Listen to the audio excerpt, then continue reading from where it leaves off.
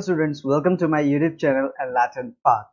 तो आज है हमारी क्लास 2 ऑफ स्टैटिस्टिक्स। क्लास 1 मैंने यूट्यूब में डाली थी एंड अब इस क्लास में हम स्टार्ट करेंगे chapter 2 and the name of the chapter 2 is collection of data. तो क्लास 1 में मैंने आपको बताया था कि पूरे स्टैटिस्टिक्स में डेटा सबसे इम्पोर्टेंट टर्म है और मैंने आपको 5 स्टेजेस बताए थे, जिसमें से फर्स्ट स्टेज है कलेक्शन ऑफ डेटा। यानी कि आपको जितनी भी स्टैटिस्टिक्स करनी है उससे उसको करने से पहले आपको सबसे पहला काम ये करना है कि आपको जो डेटा है उसे कलेक्ट करना है। दूसरा चैप्टर है वो हमारा कलेक्शन ऑफ डेटा ही है, जिसमें हम पढ़ेंगे कि हम जो डेटा है उसको कैसे कलेक्ट करेंगे। तो यहाँ पे सबसे पहले sources of collection of data, यानी कि कौन से सोर्स से हम डेटा कलेक्ट करेंगे, कहाँ से हम डेटा कलेक्ट करेंगे। तो याद रखिएगा यहाँ दो सोर्स हैं।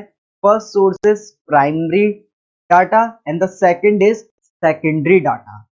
तो वर्ड प्राइमरी डेटा से ही पता चल जाता है कि प्राइमरी डेटा मीन्स कि आपको अगर कोई भी डेटा चाहिए तो उसके लिए आपको खुद जाके लोगों से वो डेटा कलेक्ट करना पड़ेगा। फॉर एग्जाम्पल, अगर मुझे अपने सिटी के लोगों की इनकम निकालनी है तो मुझे क्या करना पड़ेगा, हर एक के घर जाके मुझे पूरा लिखना पड़ेगा कि कौन कितनी इनकम अर्न करता है। यानी कि प्राइमरी डेटा वो डेटा होता है जो उसे कलेक्ट कर रहा है वो खुद जाके उसको कलेक्ट करेगा। जैसे कि मेरे को ये पता लगाना है कि मेरी सिटी में कितने लोग कितनी इनकम अर्न करते हैं, तो मैं खुद जाके उनके घर पता करूंगा कि वो कितना कितना अर्न करते हैं।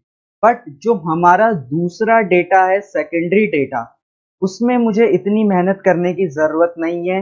यहाँ पे जो हम डेटा कलेक्ट करते हैं वो ऑलरेडी जिसने पहले कलेक्ट किया होता है उसी से हम वो डेटा मांग लेते हैं और फिर हम वो डेटा उसका यूज कर लेते हैं।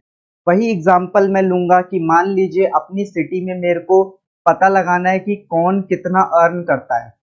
तो यहाँ पे मैं एक गवर्नमेंट ऑफिस में जाऊंगा और गवर्नमेंट ऑफिस में पहले से ही रिकॉर्ड पड़ा होता है कि हल्द्वानी सिटी में लोग कितना अर्न करते हैं, कितना वो पैसा कमाते हैं। तो मैं गवर्नमेंट ऑफिस में जाके वहां से वो डेटा कलेक्ट कर लूंगा और फिर जो मेरे को उस डेटा का यूज करना है मैं उसका वो यूज कर लूंगा। यानी कि एक तरीके में आप डायरेक्ट जाके लोगों से पूछ रहे हैं, डेटा कलेक्ट कर रहे हैं, यानी कि प्राइमरी डेटा। और सेकेंडरी डेटा में आपके पास आप किसी और से डेटा मांग लोगे, किसी और का डेटा मांग लोगे और फिर उसको यूज करोगे, यानी कि आपको कोई ज्यादा मेहनत नहीं करनी पड़ेगी। तो ये है प्राइमरी डेटा और सेकेंडरी डेटा। इनकी डेफिनेशन बहुत सिंपल है। प्राइमरी डेटा की डेफिनेशन है data originally collected in the process of investigation are known as primary data. तो जो ओरिजिनल डेटा होगा। But secondary data, data collected by other persons are called secondary data. तो जो other दूसरे लोग collect कर रहे हैं हम बस उसको उठा के यूज कर लेंगे, वो सेकेंडरी डेटा है। बाकी इसका जो ब्रीफ अगर आपको बुक में देखोगे तो कई सारी चीजें लिखी है, बट डेफिनेशन सिंपल 2-3 लाइन ही की इसकी डेफिनेशन है। एंड अगर एक और लेटेस्ट एग्जांपल दूं तो अभी 2021 में हमारे इंडिया में पॉपुलेशन के लिए एक सेंसस होंगे, यानी कि इंडिया की पॉपुलेशन पता लगाई जाएगी। तो यहाँ पर आप देखिएगा कि गवर्नमेंट के एम्प्लॉयज आपके घर में आएंगे, वो आपसे कई सारी चीजें पूछेंगे और फिर वो पूरा जो डेटा कलेक्ट हुआ होगा ऑल ओवर इंडिया से, वो पूरा डेटा कलेक्ट किया जाएगा। तो ये कौन सा सोर्स है, ये प्राइमरी सोर्स ऑफ डेटा है, क्योंकि यहाँ पर हर एक गवर्नमेंट एम्प्लॉय सारे पूरे इंडिया में हर घर में जाके उनकी इनकम सब कुछ पता करेगा। तो ये प्राइमरी सोर्स ऑफ डेटा है।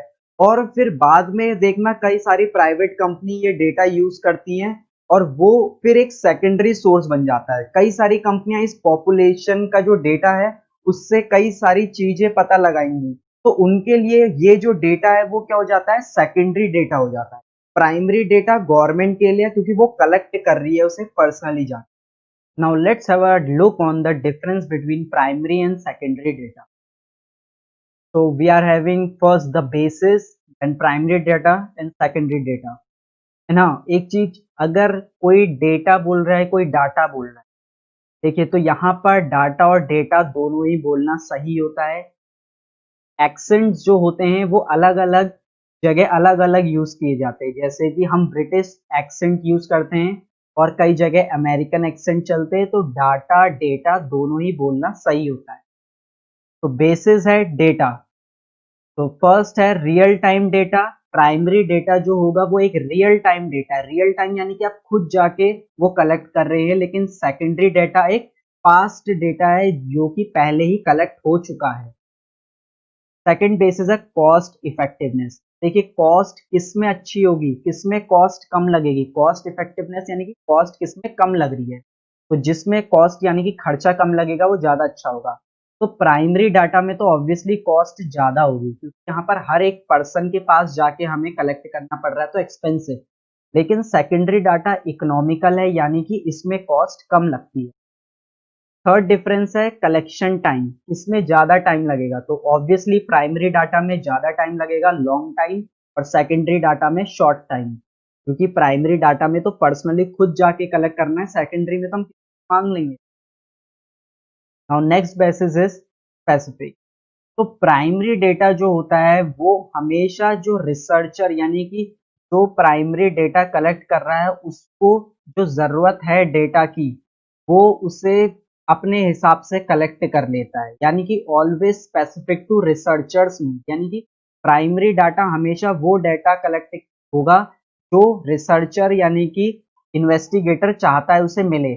लेकिन सेकेंडरी डाटा जरूरी नहीं है कि जैसा रिसर्चर यानी कि जो रिसर्च कर रहा है उसे जैसा डेटा चाहिए वैसा डेटा उसे मिल जाए, क्योंकि सेकेंडरी डेटा में तो हमें डेटा किसी और से लेना पड़ता है, और अगर आपको किसी और से डेटा लेना है तो वो जरूरी नहीं है कि उसका डेटा आपको अच्छा लगे। तो यहाँ पर प्राइमरी डेटा तो आप अपने हिसाब से कलेक्ट करते हैं, तो वो बिल्कुल ऑलवेज स्पेसिफिक, लेकिन सेकेंडरी डेटा मे और मे नॉट बी स्पेसिफिक।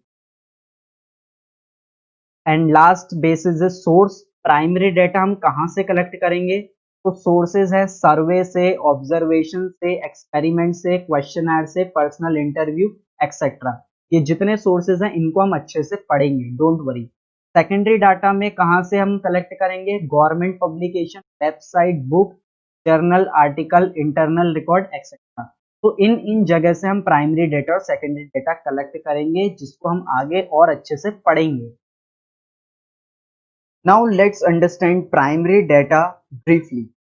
तो प्राइमरी डेटा कलेक्ट करने के चार तरीके हैं। The first method is direct personal investigation, second is indirect personal investigation, third is information from local sources और correspondents, and the last is information through questioners and schedule. तो हम इन सब को एक एक करके बहुत अच्छे से समझेंगे। तो the first is direct personal investigation. तो यहाँ पर प्राइमरी डेटा में हमें पता है कि डायरेक्टली जाके फर्स्ट टाइम डेटा कलेक्ट किया जाएगा, और पर्सनल डायरेक्ट पर्सनल इन्वेस्टिगेशन में क्या होगा कि यहाँ पर जो डेटा कलेक्ट करेगा वो पर्सनली हर एक के पास जाएगा और वो डेटा कलेक्ट करेगा, वो सबके पास जाएगा और डेटा कलेक्ट करेगा। तो इसमें यहाँ पर तीन कैटेगरी हैं, वो तीन कैटेगरी मैं आपके सामने रखी है, सुटेबिलिटी, मेरिट्स, डीमेरिट्स। यानी कि ये जो डायरेक्ट पर्सनल इन्वेस्टिगेशन है ये कहाँ सुटेबल होता है, कौन सा डेटा हम जब कलेक्ट करेंगे तो हमें वो ज्यादा सुटेबल रहेगा ये मेथड। तो ये मेथड वहां सुटेबल होता है जहां field of investigation is limited.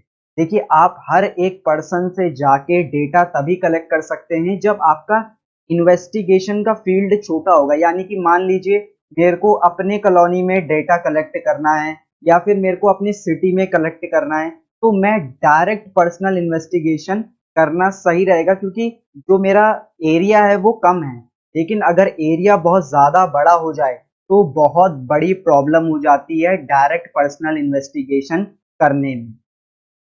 Second है greater degree of originality of data required. जब आपको ऐसा डाटा कलेक्ट करना है कि जहां पर ओरिजिनल डेटा बहुत ही ज्यादा इंपॉर्टेंट है और आपका जो डेटा कलेक्ट होना चाहिए वो बहुत ओरिजिनल होना चाहिए। तो इसलिए आपको ये वाला मेथड ही सूटेबल लगेगा। ऐसे में यही वाला मेथड यूज करना पड़ेगा, डायरेक्ट पर्सनल इन्वेस्टिगेशन। तीसरा, अगर information is to be kept secret, अगर आप ऐसी इंफॉर्मेशन कलेक्ट कर रहे हो जो कि किसी को नहीं पता लगनी चाहिए और बहुत ही सीक्रेट है, तो ऐसी इंफॉर्मेशन डायरेक्टली जाके हर एक पर्सन से अलग अलग आपको कलेक्ट करनी पड़ेगी। तो अगर आपको ऐसी इंफॉर्मेशन चाहिए तो कौन सा मेथड सूटेबल है? Direct personal investigation. और अगर accuracy of the data is high, अगर आपको चाहिए कि आपका डाटा बहुत ही एक्यूरेट हो, तो ऐसे में भी आपको कौन सा मेथड यूज करना चाहिए? Direct personal investigation.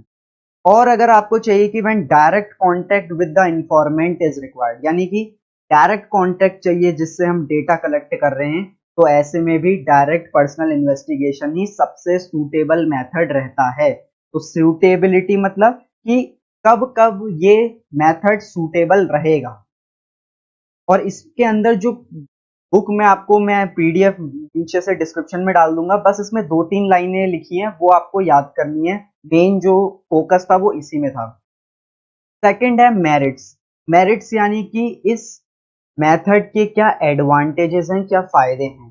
तो फर्स्ट इज ओरिजिनलिटी, यानी कि आप जो भी डेटा कलेक्ट करोगे वो 100% ओरिजिनल होगा। सेकंड, एक्यूरेसी, वो बहुत एक्यूरेट होगा क्योंकि आप खुद जाके पर्सनली कलेक्ट कर रहे हो। आप खुद सोचो कि अगर कोई चीज आपने खुद से याद करी है और वो आप लिखोगे तो आपको उसमें ज्यादा कॉन्फिडेंस होगा। अगर आप दूसरे से चीटिंग करोगे तो आपको डाउट रहेगा कि यार उसने मेरे को कहीं गलत तो नहीं बताया। तो यहाँ पर अगर आप खुद से याद करके जा रहे हो, खुद से कलेक्ट करोगे तो बिल्कुल एक्यूरेट होगा। Third, reliability. रिलायबिलिटी मतलब कि आपने जो डेटा कलेक्ट किया है उस पे आपको पूरा भरोसा होगा। वही मैं कह रहा हूं कि अगर आपने किसी दूसरे से डेटा लिया तो आपको हो सकता है कि उस पर भरोसा कम रहे। And the fourth is related information. Related information मतलब कि आप जब डेटा पर्सनली कलेक्ट करने जा रहे हो तो मान लीजिए आपको बस 5 चीजें पूछनी थी, आपने 5 चीजें पूछी लोगों से, वो डेटा कलेक्ट किया, लेकिन उसके अलावा भी आपको उससे रिलेटेड कई सारी बातें मिल जाएंगी, पता चल जाएंगी। यानी कि आपको कई सारी और रिलेटेड थिंग्स भी पता चल जाएंगी अगर आप डायरेक्ट पर्सनल इन्वेस्टिगेशन करते हैं तो। और इसके बाद फिफ्थ है यूनिफॉर्मिटी। यूनिफॉर्मिटी यानी कि आप जो भी डेटा कलेक्ट कर रहे हो, जितने जितने बार भी आप जहां जहां जा रहे हो, आपका जो डेटा रहेगा वो बहुत ही यूनिफॉर्म एक जैसा रहेगा। And the last is elastic. Elastic means, देखिए इलास्टिक वर्ड कहां से आया है? जो हमारा इलास्टिक बैंड होता है, इलास्टिक बैंड का क्या फीचर होता है कि आप उसको भी कभी भी खींच सकते हो, कभी भी बड़ा लंबा कर सकते हो, छोटा कर सकते हो। यानी कि यहाँ पर भी जो हमारा डायरेक्ट पर्सनल इन्वेस्टिगेशन है, इसमें जो हम क्वेश्चंस हैं वो बीच में चेंज कर सकते हैं। हम अपने अकॉर्डिंग क्वेश्चंस को चेंज करके किसी से कोई दूसरे क्वेश्चन पूछे, किसी से दूसरे क्वेश्चन पूछे, यानी कि हम अपने हिसाब से अपना डेटा का क्वेश्चन चेंज कर सकते हैं। लेकिन सेकेंडरी डाटा में तो हमें जो क्वेश्चन, जो डेटा हमने दूसरे से लिया, हम बस उसी पे डिपेंड रह सकते हैं। लेकिन यहाँ पर हम अपना डेटा बीच में चेंज भी कर सकते हैं। Now let's have a look on demerits. Now the first demerit is difficult to cover wide areas. मैंने बताया कि ये जो इन्वेस्टिगेशन का मेथड है इसमें सूटेबल रहता है कि हम जब छोटे एरिया में इन्वेस्टिगेशन करना है, छोटे एरिया में डेटा कलेक्ट करना है। तो यहाँ पर डिसएडवांटेज यही है कि हम अगर बड़ा एरिया कवर करने को दे दिया तो ये वाला मेथड लगाना बहुत ही मुश्किल हो जाता है। बिकॉज यहाँ पर या तो गवर्नमेंट जैसी कोई ऑर्गेनाइजेशन हो कि इतने सारे एम्प्लॉयज वो इस काम पे लगा सके, वरना ये पॉसिबल नहीं हो पाता है किसी और के लिए, गवर्नमेंट के अलावा। Now the second demerit is personal bias. तो पर्सनल बायस का मतलब क्या होता है, इसको मैं एक एग्जांपल के थ्रू अच्छे से एक्सप्लेन। अगर मान लीजिए कि आपको मैम ने बोल दिया कि ये जो टेस्ट हो रहा है, कोई भी टेस्ट हो रहा है मान लीजिए, तो उसकी कॉपी आपको चेक करनी है। अब अगर ये पावर आपको मिल जाए कि आपको कॉपी चेक करनी है, तो आपके जो फ्रेंड्स हैं उनके लिए आप क्या होगे? बायस्ड होगे। बायस्ड यानी कि आप उनको अच्छी मार्किंग दे दोगे। यानी कि आपके मन में जो है, आपको जैसा लगता है कि आपकी थिंकिंग किसी के लिए जैसी है, आप उसको वैसे ही ट्रीट करोगे। अगर पॉजिटिव थिंकिंग है तो पॉजिटिव ट्रीट करोगे, नेगेटिव थिंकिंग है तो नेगेटिव ट्रीट करोगे। जैसे मान लीजिए आपकी जिसके साथ लड़ाई होती होगी उसको आप बहुत कम मार्क्स दोगे, उससे जानबूझ के मार्क्स काट दोगे। तो यहाँ पर पर्सनल बायस मतलब यही होता है कि आप अपने हिसाब से, अपनी थिंकिंग के हिसाब से कोई भी चीज चेंज कर दोगे जो कि गलत होता है, तो ये एक डीमेरिट है। यहाँ पर क्रेडिटेबिलिटी में क्वेश्चन उठ जाता है। क्रेडिटेबिलिटी यानी कि लोगों का उसमें भरोसा नहीं रहता, वो क्रेडिबल नहीं होता है। And the third is costly. ये जो मेथड है ये बहुत ही कॉस्टली है। अब देखिएगा, जो गवर्नमेंट में अभी पॉपुलेशन सेंसस होंगे तो उसमें गवर्नमेंट का, आपकी स्क्रीन में आ रहा होगा, इतने करोड़ का खर्चा होता है। तो इतने करोड़ रुपए खर्च किए जाते हैं, तो जो कि बहुत ही कॉस्टली है। इसलिए मैं कह रहा हूँ गवर्नमेंट के अलावा किसी और का करना ये बहुत ही इम्पॉसिबल है। तो ये बहुत कॉस्टली है, इसलिए डिसएडवांटेज है कि आपको सबके घर जाना है, ट्रांसपोर्ट का पैसा लगेगा और लोगों से पूछना है, आपको उसकी सैलरी मिलेगी एक्सपर्ट्स को, तो बहुत ज्यादा कॉस्टली होता है। And the last is limited coverage. Limited coverage यानी कि ये एक तरीके से पहला ही वाला का सिनोनिम एक जैसा ही है कि आप बस कुछ ही जगह में इसको कवर कर सकते हैं। हर जगह डायरेक्ट पर्सनल इन्वेस्टिगेशन नहीं चल सकती। Now second method for primary data collection is indirect oral investigation. अब देखिए, प्राइमरी डेटा जो कलेक्ट होता है वो पहली बार ही होता है और वो खुद जाके कलेक्ट करना पड़ता है ओरिजिनली। लेकिन जबरदस्ती नहीं है कि हम हर एक पर्सन के पास जाएं और खुद जाके उसे कलेक्ट कर ले। यहाँ पर ऐसा भी हो सकता है कि हम हर किसी के पास न जाके एक दो लोगों से ही सबका पूछ ले।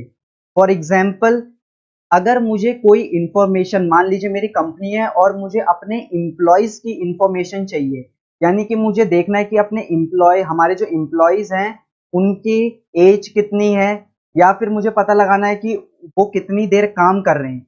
तो मैं हर एक एम्प्लॉयज के पास जाके पूछने से बढ़िया जो इन एम्प्लॉयज का जो मालिक होगा यानी कि एम्प्लॉयर होगा, जैसे 10 एम्प्लॉयज के ऊपर एक उनका हेड होगा, तो मैं उस हेड को बुलाऊंगा और उससे ओरली पूछ लूंगा कि भैया तुम बताओ कि इन एम्प्लॉय की एज क्या है और ये कितनी देर काम करते हैं। यानी कि मैंने डेटा पर्सनली जाके एम्प्लॉयज से नहीं कलेक्ट किया, मैंने उनके हेड से जाके उनका डेटा कलेक्ट कर लिया। तो इससे मेरा बहुत सारा टाइम बचा और मेरे को सबके पास पर्सनली जाने की जरूरत नहीं पड़ी। ये है तो प्राइमरी डाटा, क्योंकि ये पहली बार कलेक्ट किया गया और ये डायरेक्टली पूछ के खुद कलेक्ट किया जा रहा है। बस ये कि हम पर्सनली सबके पास नहीं गए, उनका जो एक हेड था हमने उनसे जाके पूछ लिया। दूसरा एग्जांपल दूं तो न्यूज में आप देखते होंगे कि न्यूज में अगर कोई चीज, कहीं कुछ दुर्घटना हुई, कोई इंसिडेंट हुआ, तो वहां पर न्यूज चैनल वाले सबसे जाके नहीं पूछते, बस दो चार लोग देखते हैं जो थोड़े इंटेलेक्चुअल होते हैं, होशियार होते हैं, जो बोल सके टीवी में, वो उन लोगों से जाके ही पूछ लेते हैं और उनसे ही डेटा कलेक्ट कर लेते हैं। यानी कि इनडायरेक्ट ओरल इन्वेस्टिगेशन। जबरदस्ती नहीं, आप डायरेक्टली पूछो, आप फोन से भी पूछ सकते हो। तो अब ये डेटा कहाँ सूटेबल होता है, ये डेटा हम कहाँ पे अप्लाई कर सकते हैं? जब field of investigation relatively large, यानी कि हमारा इन्वेस्टिगेशन का जो फील्ड है वो बहुत ही लार्ज है, हमें बहुत ज्यादा एरिया कवर करना है, बहुत बड़े एरिया में हमें कोई डेटा कलेक्ट करना है। तो उसमें बेस्ट क्या होता है? इनडायरेक्ट ओरल इन्वेस्टिगेशन, क्योंकि हर एक पर्सन से पूछने में तो बहुत टाइम चले जाता है और वो थोड़ा मुश्किल हो जाता है। सेकंड है no direct contact with concern informant, यानी कि मेरे को डायरेक्ट कांटेक्ट की जरूरत ही नहीं है। मैं जो लेबर के बारे में मेरे को पता करना था, मैं उनसे डायरेक्ट कांटेक्ट नहीं करूंगा, मैं कांटेक्ट करूंगा जो उनका हेड है, उससे जाके मैं पता कर लूंगा। उससे भी मैं ओरली फोन से भी पूछ सकता हूँ। तो यहाँ पे डायरेक्ट कांटेक्ट इनसे नहीं होगा, लेबर से नहीं होगा। बाकी मैं जो उनका हेड है जिससे इंफॉर्मेशन ले रहा हूँ उससे तो डायरेक्ट कांटेक्ट हो सकता है। थर्ड है इन्वेस्टिगेशन इज कॉम्प्लेक्स, जब इन्वेस्टिगेशन कॉम्प्लेक्स होती है। देखिए, अगर मैं कोई कॉम्प्लेक्स, बहुत ही कॉम्प्लिकेटेड, मुश्किल इन्वेस्टिगेशन कर रहा हूं, तो उसमें अगर मैं इंप्लॉइज से क्वेश्चन पूछूंगा या जिनको मैं इन्वेस्टिगेट कर रहा हूं उनको क्वेश्चन पूछूंगा, तो शायद वो उसका आंसर ना बता पाए। लेकिन जो उनका हेड है वो मेरे को अच्छे से आंसर बता पाएगा, क्योंकि वो होशियार है, वो मुश्किल क्वेश्चन के आंसर मेरे को दे देगा। And the last is concerned informants are not capable of giving information because of their illiteracy। अब मैं, बहुत ही लेबर क्लास है, मैं लेबर क्लास से अगर कुछ ऐसे क्वेश्चन पूछूं उनका डेटा कलेक्ट करने के लिए जो वो समझ ही ना पाए, मेरे को बता ही ना पाए, तो ये प्रॉब्लम होती है। तो मैं उनसे पूछूंगा ही नहीं, मैं डायरेक्ट उनके हेड से पूछ लूंगा। तो यहाँ पर कई बार जो इलिटरेट लोग होते हैं उनके पास जाके अगर आप डेटा कलेक्ट करोगे तो वो सेंस नहीं बनता। वो डिपेंड करता है कि आपका डेटा कैसा है। अगर आपका डेटा बहुत ही कॉम्प्लिकेटेड है तो वो ऑब्वियसली कोई इलिटरेट पर्सन नहीं बता पाएगा। अब मैं उनसे पूछूंगा तुम्हारी एज क्या है, वो तो एक इलिटरेट पर्सन बता सकता है। इसीलिए जो ये आपके सामने 4 पॉइंट है, ये पॉइंट में कौन सा सूटेबल रहेगा मेथड, इनडायरेक्ट ओरल इन्वेस्टिगेशन। अब मेरिट्स यानी कि इनका एडवांटेज क्या है, पहला वाइड कवरेज, बहुत बड़े एरिया में आप करना चाहते हो तो इसको आराम से कर सकते हो क्योंकि आपकी मेहनत आधी है। लेस एक्सपेंसिव, आपको हर एक के घर नहीं जाना, कम एक्सपेंसिव है। एक्सपर्ट ओपिनियन, तो यहाँ पर इस मेथड में एक्सपर्ट्स की राय ली जाती है, एक्सपर्ट्स के ओपिनियन लिए जाते हैं, क्योंकि मैंने बताया यहाँ पर इस इन्वेस्टिगेशन में ज्यादातर कॉम्प्लिकेटेड चीजें इन्वेस्टिगेट की जाती, तो उसके लिए आपको एक्सपर्ट की एडवाइस चाहिए। And another is free from bias. Free from bias यानी कि आप अपने हिसाब से इसमें कोई चेंजेस वगैरह नहीं कर सकते हैं। आपका जो हेड आपको बताएगा वही आपको वही आपका आउटकम होगा। And last is simple. Simple क्यों? क्योंकि हमें डायरेक्टली जाके सीधा पूछना है। आपको ऐसा नहीं है कि हर एक के घर जाके उससे क्वेश्चन पूछने हैं, उससे बहुत सारी अलग अलग चीजें पूछनी है, आपकी मेहनत बहुत है उसमें तो। लेकिन यहाँ पर आपको सीधा एक पर्सन के पास जाना है और आप 100 लोगों का डाटा सिर्फ एक से पूछ सकते हैं, तो ये बहुत ही सिंपल हो जाता है। अब आ जाते हैं इसके डीमेरिट्स में। पहला डीमेरिट है लेस एक्यूरेट। अब यहाँ पर एक्यूरेट जो है वो लेस हो जाएगा, यानी कि ये थोड़ा सा कम सही हो सकता है। कम सही क्यों हो सकता है? क्योंकि अगर आप 100 लोगों से खुद जाके पूछते तो वो आपको सही चीज बताते हैं, लेकिन अगर आप उनके हेड से पूछोगे तो शायद वो हेड किसी का गलत भी बता दे, समझो। तो यहाँ पर ये थोड़ा सा लेस एक्यूरेट होता है। बायस्ड, बायस्ड इन सेंस कैसे? बायस्ड इसलिए क्योंकि मान लो हेड किसी एम्प्लॉइज से या किसी लेबर से चिढ़ता है तो शायद वो उसकी इंफॉर्मेशन गलत दे दे, तो यहां पर ये बायस्ड हो जाता है। डाउटफुल कंक्लूजन, डाउटफुल कंक्लूजन यानी कि मान लीजिए जो हेड से मैंने इंफॉर्मेशन ली एम्प्लॉइज की, अब वो हेड ने कुछ इंफॉर्मेशन मेरे को गलत दी, कुछ बायस थी, उसने अपने हिसाब से उसे चेंज कर दिया, तो यहाँ पर मेरे को कंफ्यूजन क्रिएट हो जाएगा। जो इन्वेस्टिगेटर है, जो मेन हेड था जिसने इन्वेस्टिगेट करवाया था, कि यहाँ पर कुछ चीजें गलत हो रही, तो कुछ कंफ्यूजन की सिचुएशंस रह सकती हैं। तो मैं बार बार बोल रहा हूँ, इन सब के अंदर, इन पॉइंट्स के अंदर सिर्फ दो दो लाइनें लिखी हैं बुक में। Now the third method is information from local source. अब यहाँ पर डिफरेंस समझना, इनडायरेक्ट ओरल इन्वेस्टिगेशन और इंफॉर्मेशन फ्रॉम लोकल सोर्सेज। यहाँ पर जो सेम पॉइंट एक ये है कि यहाँ दोनों ही पॉइंट्स में इन्वेस्टिगेटर जो होता है वो किसी और से पूछता है, और जो वो हेड होता है, यानी कि वो हर एक पर्सन से इंडिविजुअल जाके नहीं पूछेगा, उनका जो हेड होगा उनसे पूछेगा। बस डिफरेंस यहाँ पर इंफॉर्मेशन फ्रॉम लोकल सोर्सेज ये है कि यहाँ पर इन्वेस्टिगेटर किसी और को अपॉइंट करेगा, यानी कि इन्वेस्टिगेटर खुद जाके ये सब चीजें नहीं कलेक्ट करेगा। ओरल में तो खुद जाके इन्वेस्टिगेटर हेड से पता करता था, लेकिन यहाँ इंफॉर्मेशन फ्रॉम लोकल सोर्सेज में इन्वेस्टिगेटर किसी और को अपॉइंट करेगा, और वो बंदा क्या होगा? वो पर्सन उस जगह का लोकल पर्सन होगा, और फिर वो जाके डेटा कलेक्ट करेगा। और वो किससे कर सकता है? वो फिर किसी हेड से कर सकता है, या वो डायरेक्ट भी कर सकता है। यानी कि इन्वेस्टिगेटर खुद नहीं करेगा, वो किसी और को अपॉइंट करेगा, और वो कोई लोकल पर्सन होगा। और ऐसे ही अगर मान लीजिए मेरे को पूरे इंडिया में हर स्टेट का डेटा कलेक्ट करना है, तो यहाँ पर मैं हर स्टेट का जो लोकल पर्सन होगा उसको मैं ये रिस्पॉन्सिबिलिटी दे दूंगा कि आपको ये डेटा कलेक्ट करना है और मेरे को देना है। यानी कि यहाँ पर मैंने कई इन्वेस्टिगेटर ने कई सारे लोगों को अपॉइंट कर दिया जो कि लोकल पर्सन। तो ये कहाँ सूटेबल होता है? ये तब सूटेबल होता है जब रेगुलर एंड कंटिन्यूस, यानी कि आपको जो डेटा कलेक्ट करना है वो रेगुलर रोज रोज चाहिए और थोड़ा कंटिन्यूस है कि कुछ दिन तक आपको चाहिए। जैसे कि कई सारी कंपनी या कोई भी पॉलिसीज वो लोग ट्राई करते हैं, तो वो ट्राई करने के लिए कोई एक जगह में लगातार उसको, उस पॉलिसी को लगा देते हैं और उसको ट्रेस करते रहते हैं कि उसका क्या इफेक्ट हो रहा है, यानी कि वो कंटिन्यूस डेटा कलेक्ट करते रहते हैं। And second suitability is when area of investigation is large. तो ऑब्वियसली अगर इन्वेस्टिगेशन का एरिया बहुत बड़ा है तो ये सबसे सूटेबल होता है कि हम इंफॉर्मेशन फ्रॉम लोकल सोर्सेज से पूछ ले कि आप डेटा कलेक्ट कर दो और हमें दे दो, क्योंकि हमें पूरे इंडिया में ये डेटा कलेक्ट करना है, तो उसके लिए हमें ये काम किसी और को देना पड़ेगा। इसीलिए ये तब सूटेबल होता है जब हमारा एरिया बहुत बड़ा हो। And the third is information used by journal, magazine, radio, TV etcetera. तो याद रखिएगा, जब भी ये मैगजीन्स और जर्नल, टीवी वालों को कोई डेटा चाहिए तो ये लोकल सोर्सेस के पास ही तो जाते हैं।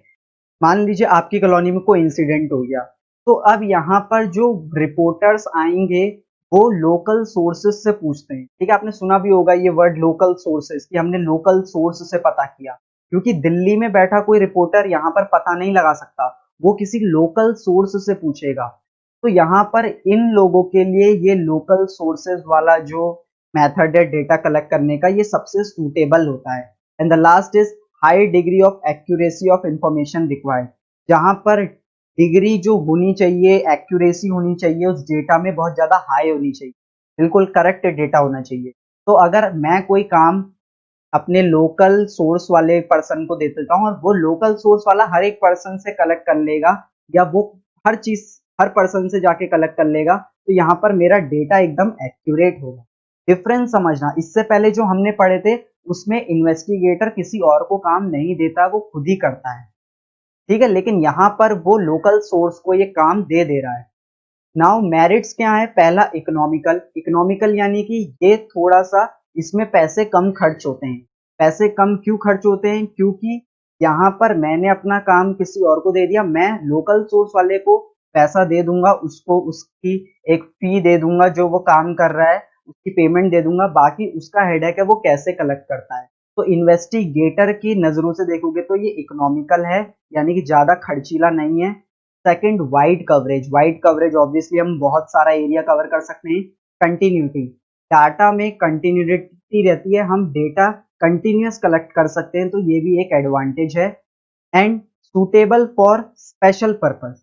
सूटेबल फॉर स्पेशल पर्पस यानी कि ये हर जगह, हम हर जगह ये यूज नहीं कर सकते, कुछ ही चीजों के लिए हम ये वाला मेथड यूज कर सकते हैं। जैसे कि एक एग्जांपल जो बुक में दिया था कि अगर हमें कोई प्राइस इंडेक्स बनाना, अब देखिए ये थोड़ा सा टर्म आपको अभी समझ में नहीं आएगा, बिकॉज हम ये चीज आगे करने वाले हैं। अभी ये तो सिर्फ एक थ्योरी चल रही है, आगे हमारा पूरा प्रैक्टिकल है, न्यूमेरिकल है। प्राइस इंडेक्स यानी कि किस चीज का प्राइस कितना है। तो ये जो प्राइस होता है ये तो बदलता रहता है, तो हमें इसके लिए डेटा कंटिन्यूअस कलेक्ट करना पड़ेगा, समझो, क्योंकि प्राइस तो चेंज होता रहता है। अब आप वीट का प्राइस देखोगे, कभी वो वीट का प्राइस ज्यादा होता है, कभी कम होता है, कोई फ्रूट हो गया उसका प्राइस ऊपर नीचे होता रहता है, तो हमें ये डेटा कंटिन्यूअस कलेक्ट करना पड़ेगा। इसलिए ये कुछ ही पर्पस के लिए ये वाला मेथड सूटेबल होता है। एंड डीमेरिट्स हो गए इसके, loss of originality. Originality again, यहाँ पर जिसको हमने काम दिया है वो अपने हिसाब से कुछ चेंजेस कर सकता है डेटा में, तो हमें ओरिजिनल उतना शायद ना मिले। Lack of uniformity. यूनिफॉर्मिटी यानी कि देखिए पूरे इंडिया का अगर हम डेटा कलेक्ट करेंगे, हमने अलग अलग सोर्सेस से डेटा कलेक्ट किया है, तो यहाँ पर जो पूरे इंडिया का डेटा, हम ऐसा नहीं कह सकते वो यूनिफॉर्म यानी कि एक जैसा होगा। यूनिफॉर्म मतलब होता है कि आपका पूरा डेटा एक जैसा होना चाहिए, एक जैसा नहीं हो सकता, तो यहाँ यूनिफॉर्मिटी बहुत ही कम होती है। Personal bias. Personal bias means कि यहाँ पर अगेन जो लोकल सोर्स है वो अपने हिसाब से, उसकी जो थिंकिंग है अपनी थिंकिंग के हिसाब से चेंज कर सकता है। और यहाँ पर सेकंड लास्ट है लेस एक्यूरेट। ऑब्वियसली थोड़ा सा लेस एक्यूरेट होगा, क्योंकि मैंने बता दिया कि वो खुद के हिसाब से जब चेंज कर लेगा, तो यहाँ पर हम ये नहीं कह सकते कि 100% एक्यूरेट है, क्योंकि इन्वेस्टिगेटर खुद जाके इन्वेस्टिगेट नहीं कर रहा है, वो किस पे डिपेंड है? लोकल सोर्स पे। And the last is delay in collection. Delay in collection, क्योंकि यहाँ पर आप काम किसी और को दे रहे हो, वो शायद इसको डिले भी कर सकता है, वो काम अपना देरी में भी कर सकता है, तो यहाँ ये एक एजम्पशन टाइप का ले सकते हो कि डिले हो सकता है। अब जबरदस्ती नहीं है कि हमेशा डिले होगा, बट हो भी सकता है, तो ये एक डीमेरिट ले लिया कि डिले भी हो सकता है इसको कलेक्ट करने में। Now the fourth and the last method is information through questioners and schedule. Questionnaire word question से आया है, यहाँ पर आपकी स्क्रीन में दिख रहा होगा एक क्वेश्चनर है। ये क्वेश्चनर में क्या है? कुछ क्वेश्चंस है, उनके आंसर्स देने हैं। तो यहाँ पर जो डेटा कलेक्ट किया जाएगा लोगों से, पब्लिक से क्वेश्चन पूछ के किया जाएगा। तो शेड्यूल मतलब उसमें भी क्वेश्चन जैसे ही आपके सामने ऑप्शन होते हैं, स्क्रीन में दिख रहा होगा, तो यहाँ पर शेड्यूल और क्वेश्चन से पब्लिक से डेटा कलेक्ट किया जाता है। तो यहाँ पर इस मेथड से डेटा कलेक्ट करने के दो तरीके हैं। पहला है मेलिंग मेथड और दूसरा है एन्यूमरेटर्स मेथड। अब यहाँ पर मेलिंग मेथड वर्ड से ही पता चल रहा है, यहाँ पर हम क्वेश्चन मेल कर देंगे, यानी कि आपसे कोई डेटा कलेक्ट करना है आपका, तो आपको एक मेल आएगा, आपको उस मेल में उस क्वेश्चन के आंसर्स देने हैं, उसमें जो आपको लगता है सही है उसमें टिक लगाना है, यानी कि शेड्यूल दिया जाएगा और बस आपको वो सबमिट करना है और आपका डेटा उनने कलेक्ट कर लिया। मेलिंग मेथड बहुत सिंपल है। बट एन्यूमरेटर्स मेथड क्या होता है? एन्यूमरेटर्स वर्ड किसके लिए यूज किया जाता है? बेसिकली डेटा कलेक्ट करते हैं उनको एन्यूमरेटर्स बोला जाता है। ठीक है, अभी जैसा हमारे इंडिया में पॉपुलेशन सेंसस होगा, जो वो पॉपुलेशन सेंसस में डेटा कलेक्ट करेंगे उन्हीं को एन्यूमरेटर्स बोला जाता है। तो ये एन्यूमरेटर्स क्या होते हैं? ये लोग डायरेक्टली जाके अपने हाथ में उनके पेपर्स होंगे और वो पेपर लोगों को देंगे और उनसे भरवाएंगे। यानी कि मेलिंग मेथड में डायरेक्ट मेल कर दिया जा रहा है ऑनलाइन, लेकिन एन्यूमरेटर मेथड में एक पर्सन आएगा, वो एक पेज लेके आएगा जिस पेज में क्वेश्चन लिखे होंगे, आपसे कहेगा आप आंसर फिल करो, या खुद वो आप आंसर दोगे, आप वो फिल करेगा, यानी कि एक पेपर में लाके आपसे भरवाएगा। तो ये हो गया एन्यूमरेटर्स मेथड। तो बस इतना सा है। तो यहाँ पर अगर इन दोनों की सूटेबिलिटी देखें कि ये कहाँ सूटेबल है, तो दोनों में ही पहला है area of study is very wide, यानी कि बहुत बड़े एरिया में आपको अगर स्टडी करनी है। और सेकंड है इन्फॉर्मेंट्स आर एजुकेटेड, अगर आगे वाला जिससे आप इंफॉर्मेशन ले रहे हो वो एजुकेटेड है, वो खुद से भर सकता है या उसके क्वेश्चन समझ में आ रहे हैं, तो यहाँ पर ये मेथड लगाया जा सकता है। एन्यूमरेटर मेथड में भी field of investigation is large. Second है investigation need specialised and skilled investigator, यानी कि जो इन्वेस्टिगेटर है, जो इन्वेस्टिगेट कर रहा है, वो बहुत ही स्किल्ड और होशियार होना चाहिए, ताकि वो लोगों के पास जाके उनको क्वेश्चन समझा सके और उनके उनके वो जो आंसर बोल रहे उसे लिख सके या उनसे भरवा सके। And the last is investigation are well versed in the local language and cultural norms of informant, यानी कि अगर आपको इंफॉर्मेशन कलेक्ट करनी है, लेकिन हमारे इंडिया में आपने देखा है कि कई स्टेट्स में अलग अलग लैंग्वेज चलती है, तो यहाँ पर लैंग्वेज बैरियर हो जाता है। तो इसलिए जो एन्यूमरेटर्स है वो बहुत ही एक्सपर्ट होना चाहिए, उसे वो लैंग्वेज आनी चाहिए और वो उन लोगों से जाके कम्युनिकेट करके वो क्वेश्चनायर फिल करा सके। तो ऐसे में हमें एन्यूमरेटर्स मेथड लगाना पड़ता है जहां की लैंग्वेज बैरियर होता है। Now what should be the qualities of a good questionnaire? तो क्या क्वालिटीज होनी चाहिए एक अच्छे क्वेश्चनर की? First quality is limited number of questions. अब अगर आप खुद सोचिए कि आपको कोई क्वेश्चनर मिला है, आपको फिल करना है, तो उसमें अगर बहुत ज्यादा क्वेश्चंस होंगे तो आप इम्पेशेंट हो जाएंगे, आप उसे नहीं करना चाहेंगे। लिमिटेड यानी कि कुछ ही क्वेश्चंस होने चाहिए और एकदम डायरेक्ट क्वेश्चन होने। सिंप्लिसिटी, सिंप्लिसिटी मीन्स वही कि एकदम डायरेक्ट क्वेश्चन होने चाहिए, ये नहीं कि आपको केस स्टडी जैसे दे दी।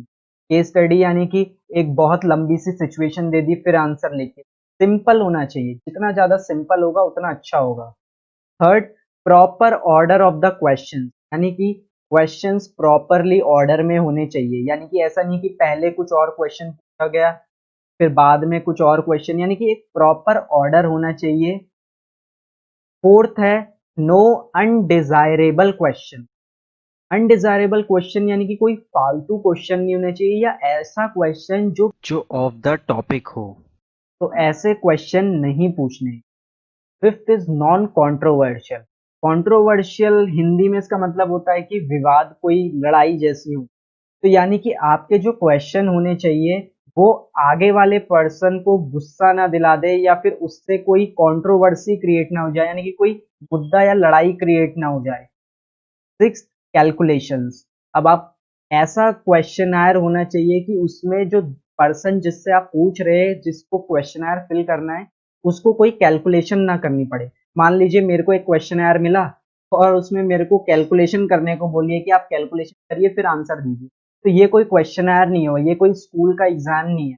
तो कैलकुलेशन जो जिससे पूछा जा रहा है वो कैलकुलेशन करेगा, आपको पहले से ही हर चीज कैलकुलेट करके देनी पड़ेगी। 7, प्री टेस्टिंग पायलट सर्वे, यानी कि यहाँ पर कुछ क्वेश्चंस ट्रायल के बेसिस पे पूछने चाहिए, यानी कि आप कुछ क्वेश्चन ट्राई करने के लिए डाल सकते हैं कि हाँ इस पे रिस्पॉन्स कैसा आता है, यानी कि वो कुछ ऑफ द टॉपिक, यानी कि टॉपिक से अलग भी हो सकता है, लेकिन वो बस टेस्टिंग के लिए आपने क्वेश्चन डाल दिया कि लोगों का उसमें क्या रिएक्शन रहता है। 8th है इंस्ट्रक्शंस, जैसे कि आपको जो स्कूल में एग्जाम में क्वेश्चन पेपर मिलता है तो उसमें ऊपर साफ साफ इंस्ट्रक्शन लिखे होते हैं कि कौन सा सेक्शन कितने मार्क्स का है और टाइमिंग कितनी है पेपर की, 3 आवर्स, और बहुत कुछ इंस्ट्रक्शन लिखे होते हैं पेपर में। सबसे पहले इंस्ट्रक्शन ही लिखे होते हैं, तो क्वेश्चन आवर में भी सबसे पहले इंस्ट्रक्शन लिखे होने चाहिए। 9th है क्रॉस वेरिफिकेशन। क्रॉस वेरिफिकेशन यानी कि आप कुछ क्वेश्चंस ऐसे रख सकते हैं जिससे कि आप वेरीफाई कर लो कि यहाँ पर जो क्वेश्चनर भर रहा है पर्सन, क्या वो सही से और अच्छे से, वो ऑनेस्टली से उसे भर रहा है कि नहीं भर रहा है। And 10th is request for return. Obviously आपने जो क्वेश्चनर दिया है उसमें कहीं ऐसा भी लिखा होना चाहिए कि ये आपको रिटर्न करना है। तो ये छोटी सी चीजें, ये सारी 10 क्वालिटीज होनी चाहिए एक अच्छे क्वेश्चनर की। और यहाँ पर इसी के साथ हमारा जो प्राइमरी डेटा है वो हमारा कंप्लीट हो गया है। Now comes the secondary data. तो सेकेंडरी डाटा में मैंने बताया कि यहाँ पर डायरेक्टली इन्वेस्टिगेटर को जाके कोई इंफॉर्मेशन कलेक्ट नहीं करनी, वो सिंपली जिसने पहले से डेटा कलेक्ट किया है उसका डेटा वो खरीद लेगा या उससे डायरेक्टली वो डेटा परमिशन से ले लेगा और फिर उसको जो उस डेटा का यूज करना है वो अपने हिसाब से उसे यूज कर लेगा। यानी कि यहाँ कोई मेहनत ही नहीं है, आपको सीधा दूसरे से कॉपी कर लेना, दूसरे से डेटा ले लेना है और अपने लिए यूज कर लेना है। अब सेकेंडरी डेटा कहां से आपको मिलेगा, तो यहाँ पर दो सोर्सेज हैं, पहला पब्लिश्ड सोर्स, दूसरा अनपब्लिश्ड सोर्स। बहुत ही सिंपल है। पब्लिश्ड सोर्सेज मतलब होता है कि जहां ये जो डेटा है वो पब्लिश्ड हुआ होता है। जैसे कि आपने देखा होगा कि गवर्नमेंट की जो कुछ पब्लिकेशंस है, बुक्स आती हैं, उसमें वो डेटा होता है, तो हम वहां से डेटा उठा लेंगे। सेकंड, सेमी गवर्नमेंट पब्लिकेशन, यानी कि सेमी गवर्नमेंट की जो बुक्स वगैरह पब्लिकेशन जो लोग छापते हैं उनमें से हम डेटा कलेक्ट कर लेंगे। या फिर report of committees and commission, यानी कि कई सारी कमेटी होती है, ठीक है, कमेटी यानी कि कई लोगों का ऑर्गेनाइजेशन, तो उनके पास डेटा कलेक्ट है हम उनसे ले लेंगे। Publications of trade association, publications और ये जो रिपोर्ट्स वगैरह आ रही है इसका मतलब एक बुक जैसी समझ लीजिए आप, और वहां पर वो डेटा दिया होगा। तो यहाँ इतने सारे जर्नल्स एंड पेपर मतलब कि जो न्यूज़पेपर और जो मैगजीन्स के पास डेटा है हम उनसे डेटा ले लेंगे। और इंटरनेशनल पब्लिकेशंस यानी कि जो बाहर दूसरी हमारी कंट्री से बाहर कई सारे ऐसे ऑर्गेनाइजेशन, ऐसी कंपनियां जो डेटा कलेक्ट करती है पूरे वर्ल्ड की। अब जैसे मेरे को यूएसए का डेटा चाहिए, तो अब यूएसए का डेटा मैं जाके तो पर्सनली यूएसए में कलेक्ट नहीं कर सकता, तो मैं कौन सा मेथड यूज करूंगा, सेकेंडरी मेथड, जिसमें से मैं इनमें से किसी भी जगह जहां यूएसए का डेटा छपा होगा वहां से वो डेटा ले लूंगा। लेकिन दूसरा है अनपब्लिश्ड सोर्स। अनपब्लिश्ड सोर्स मतलब यहाँ पर जो डेटा होगा वो किसी भी बुक वगैरह में पब्लिश्ड यानी कि छपा नहीं होगा। ये बेसिकली गवर्नमेंट के पास डेटा होता है जो कि गवर्नमेंट आपको या किसी बुक वगैरह में रिवील नहीं करती है।